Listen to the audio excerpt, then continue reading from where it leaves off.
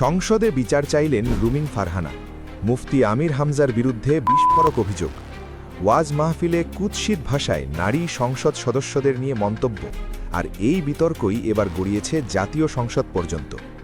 সংসদ সদস্য মুফতি আমির হামজার বিরুদ্ধে অভিযোগ, একটি ওয়াজ মাহফিলে তিনি ব্যারিস্টার রুমিন ফারহানা ও প্রতিমন্ত্রী ফারজানা শারমিনকে নিয়ে আপত্তিকর মন্তব্য করেছেন। ভিডিওটি সামাজিক মাধ্যমে ভাইরাল হতেই সমালোচনার ঝড় ওঠে।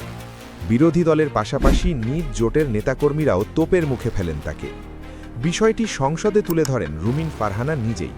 স্পিকারের কাছে বিচার চেয়ে বলেন, এই সংসদে উপস্থিত একজন সদস্যই কদাকার ভাষায় তাদের বিরুদ্ধে বক্তব্য দিয়েছেন। তবে স্পিকার জানিয়ে দেন, সংবাদপত্রের প্রতিবেদনের ভিত্তিতে পয়েন্ট অফ অর্ডার গ্রহণযোগ্য নয়।